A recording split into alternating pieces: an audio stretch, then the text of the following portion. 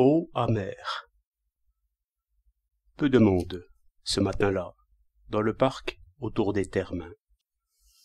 La saison balnéaire touchait désormais à sa fin.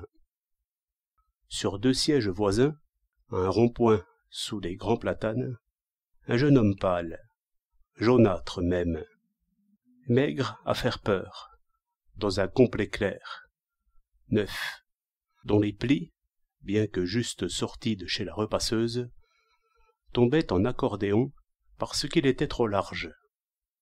Puis un gros bonhomme sur la cinquantaine, dans un pauvre complet fripé en toile légère, que la corpulence énorme n'arrivait pas à repasser, mais risquait de faire éclater, et un vieux Panama déformé sur une grosse tête rasée. Tous les deux tenaient leur verre encore plein d'une eau alcaline tiède et lourde qu'ils venaient de prendre à la source. Le gros, encore abruti par ses ronflements assourdissants pendant toute la nuit, fermait par intervalles des yeux bouffis de sommeil dans une face de père abbé comblé et repu. À l'air frisqué du matin, le jeune homme avait froid et frissonnait parfois. Ni l'un ni l'autre ne se décidait à boire, et l'on aurait dit que chacun d'eux attendait que l'autre donnât l'exemple. À la fin, après la première gorgée, ils se regardèrent, les traits contractés par la même expression de nausée. « Le foie, hein ?» demanda doucement, de but en blanc, l'homme gras au jeune homme, en s'animant. « Des coliques hépatiques, hein ? Vous êtes mariés, je m'imagine. »« Non, pourquoi ?» demanda à son tour le jeune homme, avec un plissement pénible de tous les traits qui voulait être un sourire. « J'avais l'impression, à votre air, » soupira l'autre. « Et si vous n'êtes pas marié, soyez tranquille, vous guérirez. » Le jeune homme se remit à sourire du même air.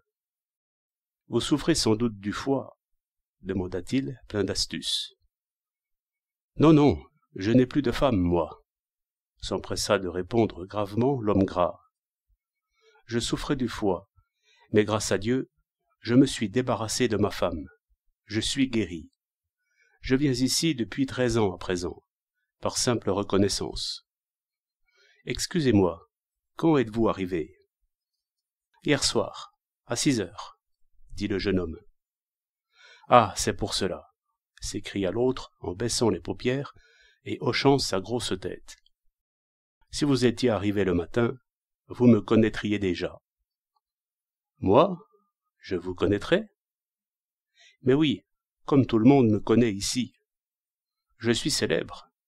Regardez, place de l'Arena, dans tous les hôtels, dans toutes les pensions, au cercle, au café Pedoca, à la pharmacie. Depuis à peu près 13 ans, une saison après l'autre, on ne parle que de moi. Je le sais, et cela me fait plaisir, et je reviens exprès. Où êtes-vous descendu ? Chez Rory ? Très bien.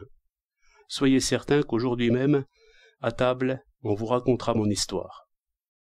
Je m'y prends à l'avance, si vous permettez, et je vais vous la raconter, ligne par ligne. » Ce disant, il se leva à grand-peine pour se rendre auprès du jeune homme qui lui fit de la place, sa petite figure jaunâtre plissée de satisfaction. « Avant tout, pour bien nous entendre, on m'appelle ici le mari de la doctoresse. Je m'appelle Cambier. Mon prénom, Bernardo. Bernardone, parce que je suis gros. Buvez, je bois aussi. » Ils burent. Ils eurent une autre moue de dégoût qu'ils cherchèrent à transformer en sourire, tout en se regardant tendrement. Et Cambier reprit. « Vous êtes très jeune, et vous avez vraiment une fichue mine. Ces confidences débridées que je vais vous faire vous serviront plus que cette eau abominable, qui est amère, mais qui, en échange, ne sert absolument à rien. Croyez-moi. Ils nous la servent, en tous les sens, et nous la buvons parce qu'elle est mauvaise. Si elle était bonne... Bref, vous faites la cure, et il est bon de garder confiance. Il faut que vous sachiez que quand j'entendais parler mariage, sauf votre respect, Mon estomac se retournait. Il me venait de... Parfaitement. M'arrivait-il de voir un cortège de noces, d'apprendre qu'un de mes amis se mariait? Le même effet. Mais que veut-on de nous, infortunés mortels? Une tache se forme-t-elle dans le soleil? Une kyrielle de cataclysmes? Un roi se lève-t-il la langue sale? Des guerres et des exterminations sans fin? Un volcan a-t-il le hoquet? Tremblement de terre, catastrophe, une hécatombe. À Naples, de mon temps, le choléra a éclaté. Le grand choléra d'il y a une vingtaine d'années, dont vous avez certainement entendu parler, si vous ne pouvez pas vous en souvenir. Naturellement, mon père, petit employé, avec la chance qui le caractérisait, se trouvait à Naples l'année du choléra. Moi, j'avais déjà 30 ans. J'y avais trouvé un bon poste, et j'avais loué un petit appartement de célibataire, non loin de chez mes parents. Je restais en famille, tout en gardant auprès de moi une fille qui m'était comme tombée du ciel. Carlotta. Elle s'appelait Carlotta. C'était la fille, et il n'y a pas de mal à cela, vous savez, les métiers, la fille d'un usurier, curé défroqué. Elle s'était sauvée de chez elle, à la suite d'une dispute avec sa belle-mère et d'un jeune frère légèrement fripouille. Mais je ne vais pas vous raconter cela. Elle avait l'air d'une brave fille, elle, et elle l'était sans doute, alors. Mais vous comprenez, en tant qu'amant, je ne cherchais pas la petite bête. Pardon, êtes-vous croyant? Comme ci, comme ça, comme moi. Par contre, ma mère, cher monsieur, tout ce qu'il y a de plus pratiquante. Pauvre femme, elle souffrait beaucoup de cette liaison, pécamineuse pour elle. Elle savait que cette fille, avant d'être à moi, avait été à d'autres. Le choléra ayant éclaté, ma mère, atterrée par la mortalité considérable et fermement convaincue que nous allions tous mourir, moi surtout, qui étais d'après elle en état de péché mortel, prétendait que pour apaiser la colère divine, je m'impose le sacrifice d'épouser cette fille, à l'église au moins. Croyez bien que je ne l'aurais jamais fait, si Carlotta n'avait pas été frappée du mal. Il était de mon devoir de sauver son âme, au moins. Je l'avais promis à ma mère. Je me suis précipité chez un prêtre et je l'ai épousée. Mais que se passa-t-il? La main divine? Un miracle? Elle était déjà morte. La voici guérie. Ma mère, charitablement, par esprit de sacrifice plus exactement, malgré sa tremblote, avait tenu à assister à la cérémonie, puis à rester au chevet de la malade. On aurait dit que le choléra n'était arrivé à Naples que pour moi, que pour me punir de mon péché mortel, et qu'il allait passer avec la guérison de Carlotta, tellement ma mère prenait de peine et mettait d'ardeur à la soigner. À peine l'avait-elle sauvée, comme elle voyait que dans ce petit appartement toutes les commodités manquaient pour sa convalescence, elle a tenu à la transporter chez elle, malgré mon opposition. Vous comprenez bien qu'une fois entrée, Carlotta n'en est sortie que comme légitime épouse peu de temps après, dès que l'hécatombe a cessé. Rebuvons donc, cher monsieur.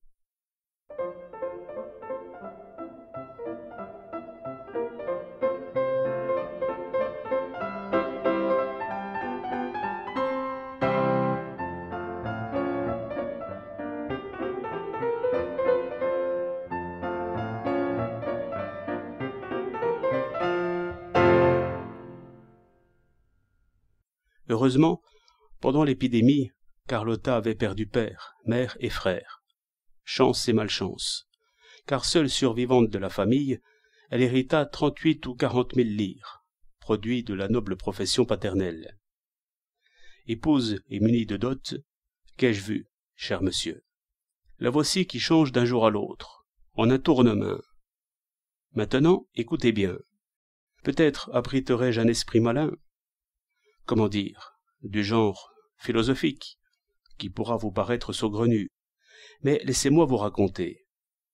Pensez-vous qu'il y ait seulement deux genres, le masculin et le féminin? Non, monsieur. L'épouse est un genre à part, tout comme le mari, un genre à part. Et quant au genre, la femme y gagne toujours en se mariant. Elle avance. c'est-à-dire qu'elle commence à participer du genre masculin dans la mesure où l'homme, par la force des choses, y perd. Et il en fait tous les frais, croyez-moi.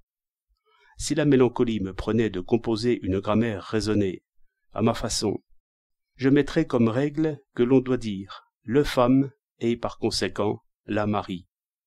Vous riez? Mais pour sa femme, cher monsieur, son mari n'est plus un homme, tant il est vrai qu'elle ne se soucie plus de lui plaire. Avec toi, ce n'est plus amusant, pense la femme. Tu me connais déjà. Pourtant, si le mari est à ce point benêt de regimber en la voyant au lit mal accoutrée, par exemple, des bigoudis dans les cheveux, les joues gluantes de crème, et ainsi de suite. Mais je le fais pour toi, est-elle capable de répondre. Pour moi? Bien sûr, pour que tu ne fasses pas piètre figure. Voudrais-tu que les gens disent en nous voyant « Oh, regarde un peu la femme dont ce pauvre homme est allé se coiffer !» Et le mari, qui, je vous le certifie, n'est plus un homme, se tait, quand il devrait crier au contraire « Je me le dis tout seul, ma chère, quel genre de femme je suis allé me choisir, quand je te vois accoutrée de cette façon à côté de moi. Alors, il faut que je te voie affreuse à la maison et au lit, pour que les autres, ensuite, dehors, puissent s'écrier « Oh, regarde, quelle jolie femme a ce pauvre homme !» Et il faudrait qu'il m'envie, par-dessus le marché. Merci, merci bien, ma chère, pour cette envie à mon égard, qui se traduit naturellement en désir de ta personne. Tu veux être désiré pour que je sois envié? C'est bien de la bonté de ta part. Mais moi, j'ai fait plus preuve de bonté que toi, puisque je t'ai épousé. Et le dialogue pourrait continuer, car il se peut, savez-vous, que la femme ait même l'inconsciente impudence de demander à son mari si, pomponnée et parée pour sortir se promener, elle lui semble bien. Le mari devrait répondre « Tu sais, ma chère, des goûts et des couleurs. Quant à moi, je te l'ai déjà dit, je n'aime pas du tout cette coiffure. À qui veux-tu plaire? Il faudrait me le dire, pour que je puisse te répondre. À personne? Vraiment personne? Alors, Dieu te bénisse, puisque c'est à personne. Essaie de plaire à ton mari qui au moins est quelqu'un. » Cher monsieur, à une telle réponse, la femme regarderait son mari avec pitié, puis aurait un léger haussement d'épaules, comme pour dire « Mais toi, qu'as-tu à voir là-dedans ?» Et elle aurait raison. Les femmes ne peuvent pas s'en passer. Par instinct, elles cherchent à plaire. Elles ont toutes besoin d'être désirées, les femmes. Or, vous allez comprendre, un mari ne peut pas désirer sa femme, qu'il a jour et nuit avec lui. Il ne le peut plus, je m'explique, comme elle voudrait l'être. Évidemment, comme la femme ne voit plus l'homme en son mari, de même l'homme, à la longue, ne voit plus la femme dans son épouse. L'homme, plus philosophe de son naturel, passe là-dessus. Par contre, la femme s'en vexe. C'est pourquoi son mari lui paraît bientôt assommant et souvent insupportable. Elle doit en prendre à ses aises, mais son mari, non. Il aurait beau faire, croyez-moi, cela ne marcherait jamais bien, car l'amour, cet amour dont elle a besoin, son mari, du seul fait qu'il est l'époux, est incapable de le lui donner. Plus que d'amour, c'est d'une certaine aura d'admiration dont elle désire se sentir entourée. Or, allez donc l'admirer chez vous avec des papillotes dans les cheveux, sans corset, en savate, et aujourd'hui, admettons, ayant mal au ventre, et demain mal aux dents. Cette aura peut émaner des yeux des hommes qui ne savent pas, dont elle a voulu, et elle a su, sans y toucher, avec un art des plus subtils, attirer et arrêter les regards pour s'en enivrer délicieusement. Si c'est une épouse honnête, cela lui suffit.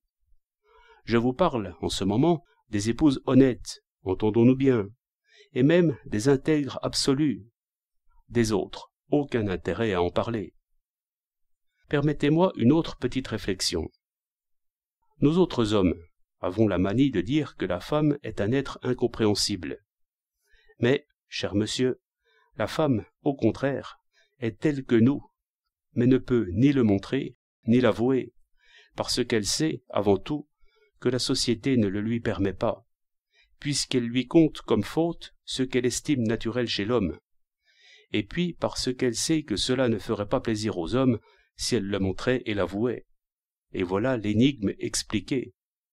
Celui qui a eu comme moi la déveine de tomber sur une femme qui n'avait pas un bœuf sur la langue, le sait fort bien.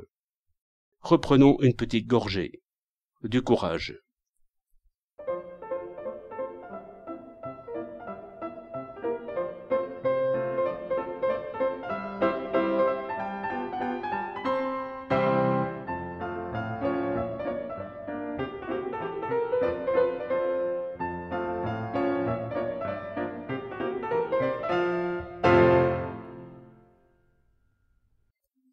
Elle n'était pas ainsi au début, Carlotta. Elle l'est devenue aussitôt après le mariage, c'est-à-dire dès qu'elle s'est sentie casée et qu'elle s'est aperçue que je commençais à voir en elle non seulement le plaisir, mais aussi cette abominable chose qu'est le devoir. N'était-il pas de mon devoir de la respecter à présent? C'était ma femme. Eh bien, peut-être ne voulait-elle pas être respectée? Qui sait pourquoi? Me voir devenir de but en blanc un mari exemplaire lui a tapé terriblement sur les nerfs. Une vie d'enfer a commencé. Elle, faisant toujours la tête, revêche, nerveuse. Moi, patient, un peu par crainte, un peu du fait que j'avais conscience d'avoir commis la plus grosse des imbécilités et d'être forcé d'en payer les conséquences. Je la suivais comme un toutou.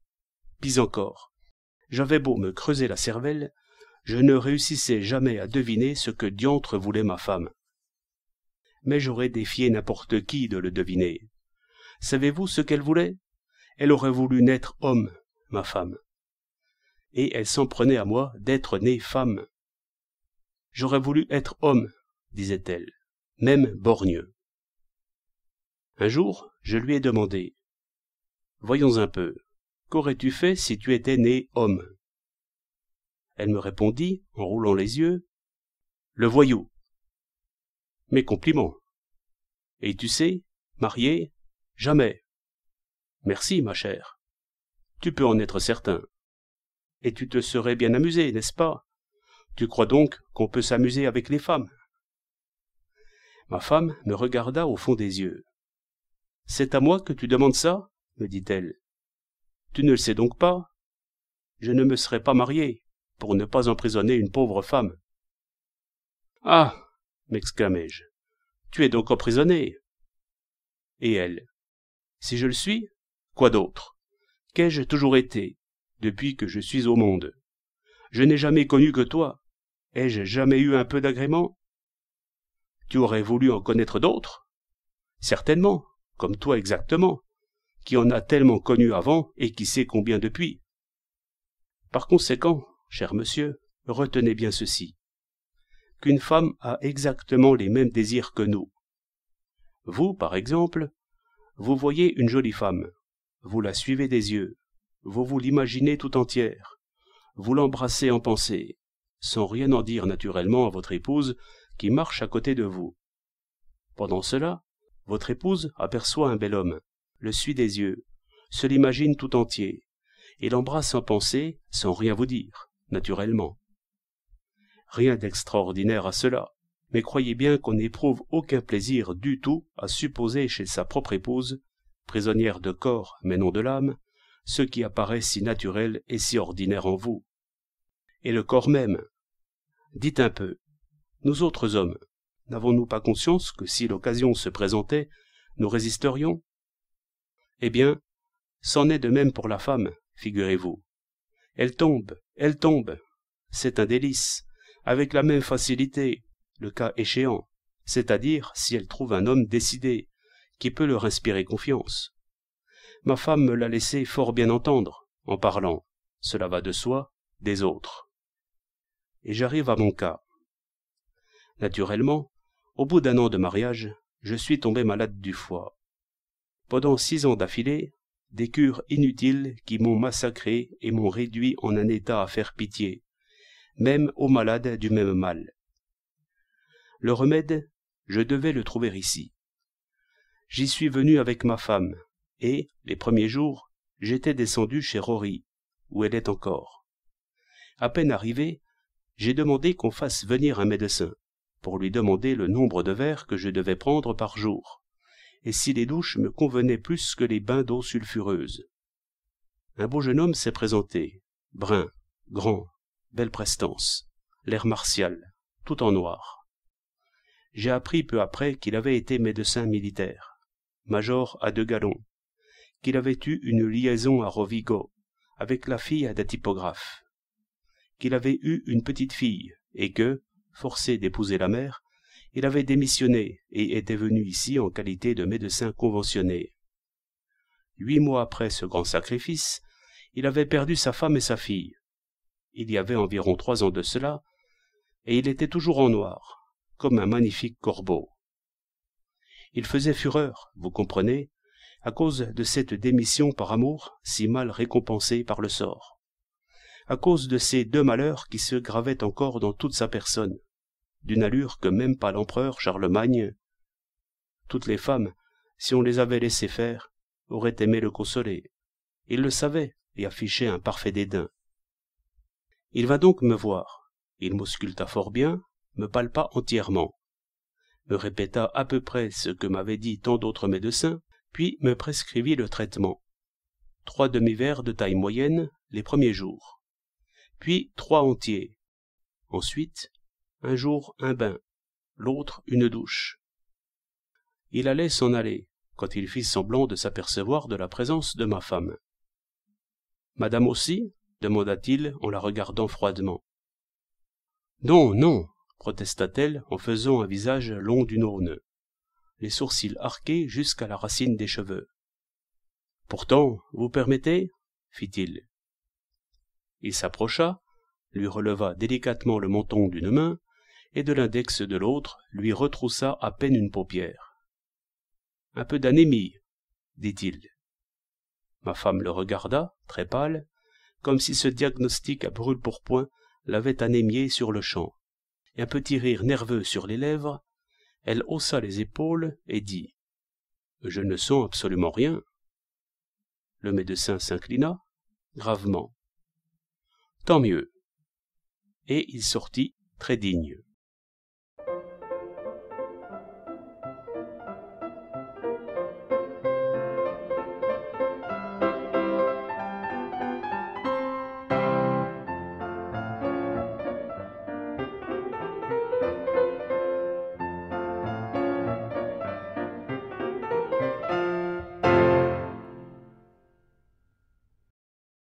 Qu'il se soit agi des eaux, du bain ou de la douche, ou plutôt, comme je le pense, de l'air dont on bénéficie ici, puis de la douceur de la campagne toscane, le fait est que je me portais immédiatement mieux, si bien que je décidai de m'arrêter à Chianciano 1 mois ou 2.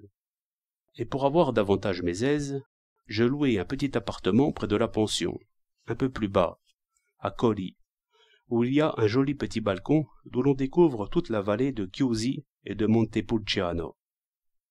Mais, je ne sais si cela vous est déjà venu à l'esprit, ma femme a commencé à aller mal.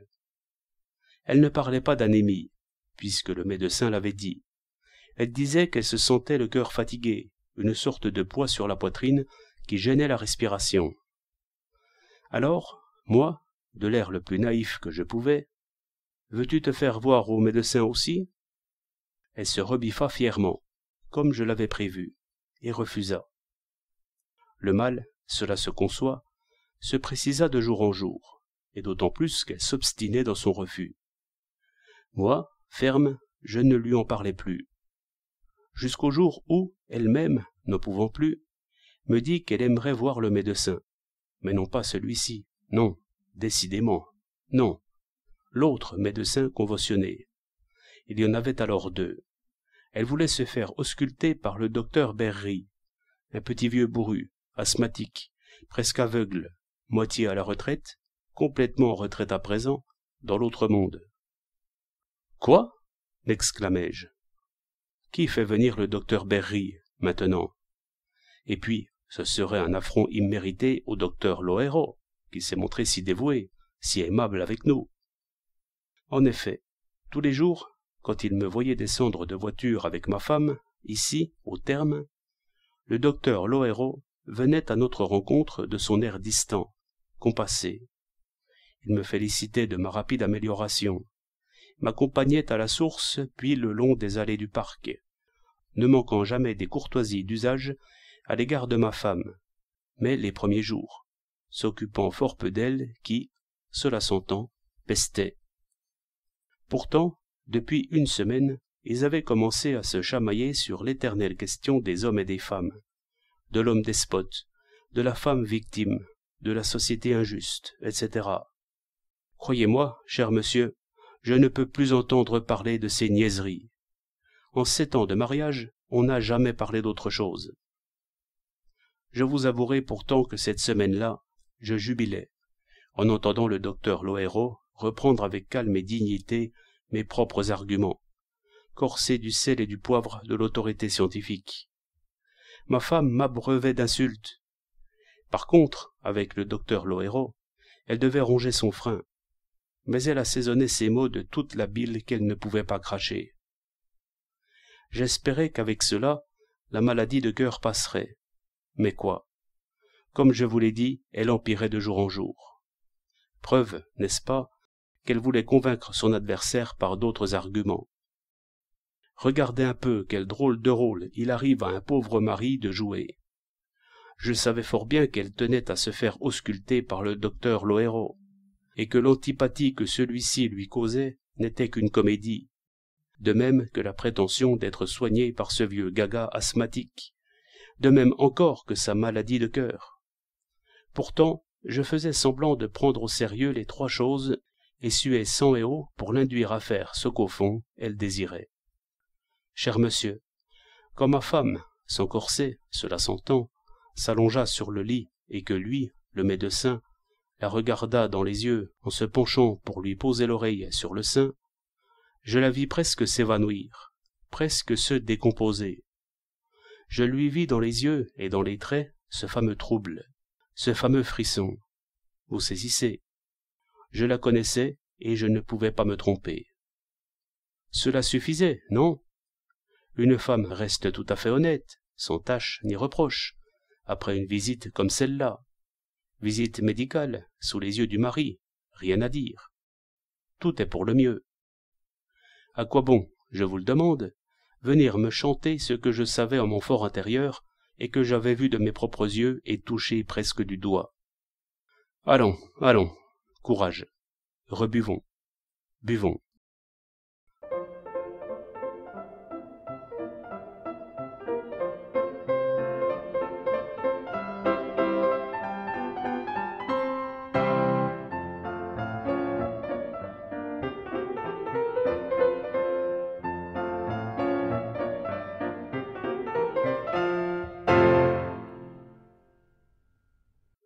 Un soir, sur le balcon, je contemplais le magnifique spectacle de l'ample vallée sous la lune.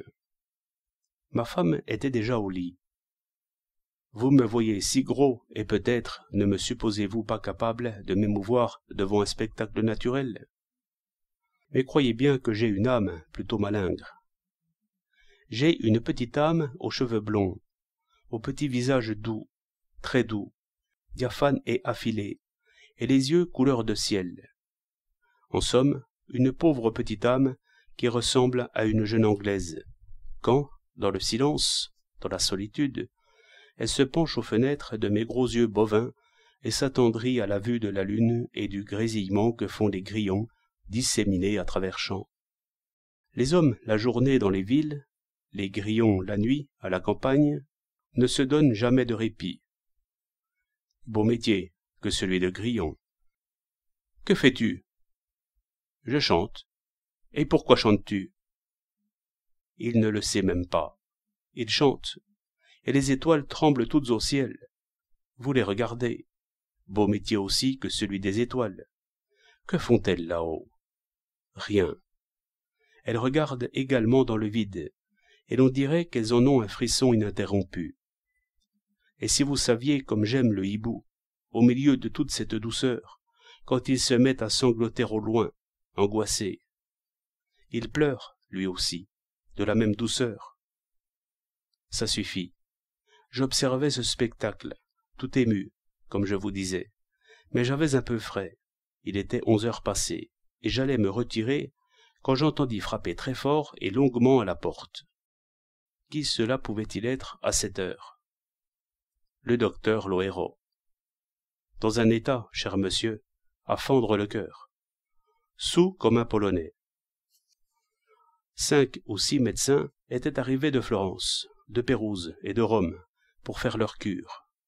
Et lui, en compagnie du pharmacien, avait jugé bon d'offrir un dîner à leurs confrères à l'hôpital de la Croix-Verte, derrière la collégiale, tout près de chez Rory.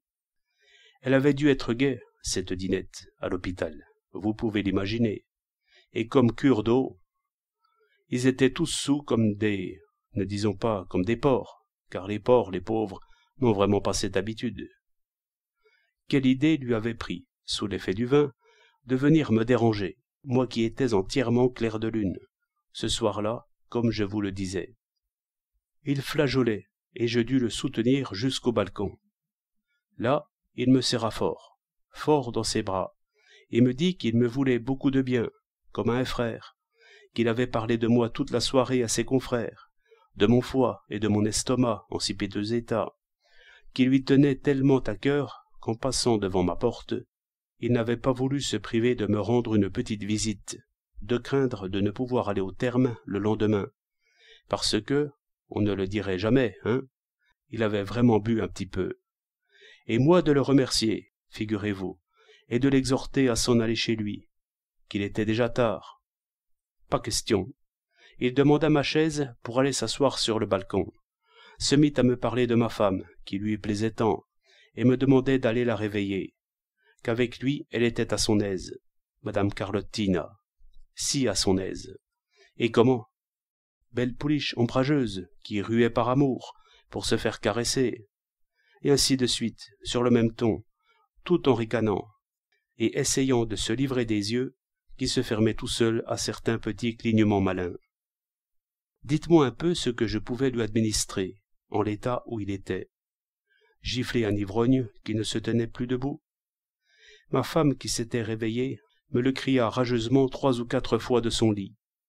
À moi aussi, l'envie de le gifler me démangeait. Mais qui sait quelle impression aurait eu une gifle sur un pauvre garçon qui, dans la béatitude inconsciente du vin, avait perdu toute notion sociale et civile, et criait allègrement la vérité. Je l'attrapai pour l'obliger à se lever, et je ne pus pas m'empêcher de lui flanquer une petite bourrade. Un peu plus, il tombait, et je fus obligé de prendre en considération son état jusqu'à la porte. Là, oui, je lui décochai une bonne bourrade, et je l'envoyai dégringoler les escaliers.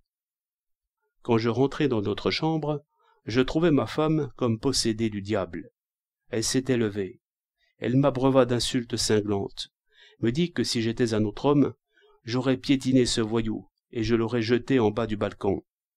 Que j'étais un homme en papier mâché, qui n'avait pas de sang dans les veines, pas de rougeur aux joues, incapable de défendre la respectabilité de sa femme, et tout à fait capable, au contraire, de saluer chapeau bas le premier venu, qui... Je ne la laissai pas finir. Je levai la main, lui criai de faire bien attention. La gifle que j'aurais dû lancer à cet individu s'il n'avait pas été saoul, j'allais la lui flanquer à elle, si elle ne se taisait pas. Elle continua, figurez-vous. De la fureur, elle passa au sarcasme. Certainement, il était très commode pour moi de jouer au matamor avec elle, de gifler une femme, après avoir accueilli et accompagné avec tous les égards qui lui étaient dus, jusqu'à la porte, quelqu'un qui venait l'insulter jusque chez elle. Mais pourquoi n'étais-je pas allé la réveiller tout de suite? Bien plus, pourquoi ne l'avais-je pas introduit dans sa chambre et prié de se coucher à côté d'elle? Tu vas le provoquer en duel, me cria-t-elle à la fin, hors d'elle. Le provoquer demain, sinon gare à toi. Quand il s'entend tenir des propos pareils, n'importe quel homme se rebifferait. Je m'étais déjà mis au lit. Je lui dis d'en finir une fois pour toutes et de me laisser dormir tranquille. Je ne provoquerai personne en duel, et avant tout pour ne pas lui donner gain de cause. Mais pendant la nuit, à part moi, j'y réfléchis beaucoup. Je ne connaissais ni ne connais rien aux questions chevaleresques, et je me demandais si un homme de bien doit faire cas de l'insulte et de la provocation d'un ivrogne qui ne sait pas ce qu'il dit. Le lendemain matin, j'étais sur le point d'aller prendre conseil d'un commandant en retraite dont j'avais fait la connaissance au terme. Quand ce même commandant, en compagnie d'un autre personnage du pays, va me demander satisfaction au nom du docteur Lohéro. Évidemment, en raison de la manière dont je l'avais mis à la porte le soir précédent. Il semble qu'à la suite de mon coup de poing, il s'était blessé au nez en tombant. Mais il était ivre, criai-je à ces messieurs. Pis encore, je devais donc user de quelques égards, comprenez-vous? Et c'était un miracle si ma femme ne m'avait pas dévoré, parce que je ne l'avais pas jeté en bas du balcon. Bref, je résume. J'acceptai le duel, mais ma femme me ricana au nez, et sans perdre un moment, commença à préparer ses valises. Elle voulait partir immédiatement, s'en aller sans attendre l'issue du duel dont elle connaissait pourtant les conditions extrêmement sérieuses. Puisque j'étais dans le bain, il fallait aller jusqu'au bout. C'est lui qui imposa les conditions, au pistolet. Très bien, mais j'exigeais que cela se fît à 15 pas. Et la veille, j'écrivis une lettre qui me fait mourir de rire chaque fois que je la relis. Vous ne pouvez pas imaginer quelles incongruités passent par la tête d'un pauvre homme en une occurrence pareille. Je n'avais jamais manié d'armes. Je vous jure qu'instinctivement, je fermais les yeux en tirant. Le duel eut lieu à la faggetta. Les 2 premières balles finirent dans le vide. À la troisième, non. La troisième aussi finit dans le vide. Ce fut à la 4e, au 4e coup. Voyez un peu quelle tête dure, ce médecin. Ce fut la balle qui y vit à ma place et alla le frapper en plein front. Mais sans lui attaquer l'os, elle glissa sous le cuir chevelu et sortit par derrière, par la nuque. Tout d'abord, on le crut mort. Nous accourûmes tous, moi aussi. Mais un de mes parrains me conseilla de m'éloigner, de monter en voiture et de me sauver par la route de Chiusi. Le lendemain, j'appris de quoi il retournait. Puis il m'advint d'apprendre autre chose qui me combla de joie et de regrets à la fois.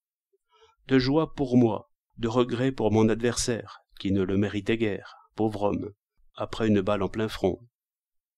En rouvrant les yeux à l'hôpital de la Croix-Verte, le docteur Lohéro trouva devant lui un magnifique spectacle. Ma femme accourut à son chevet pour le soigner. De sa blessure, il guérit en une quinzaine de jours. De ma femme, cher monsieur, il n'est plus jamais guéri. Si nous allions remplir un second verre,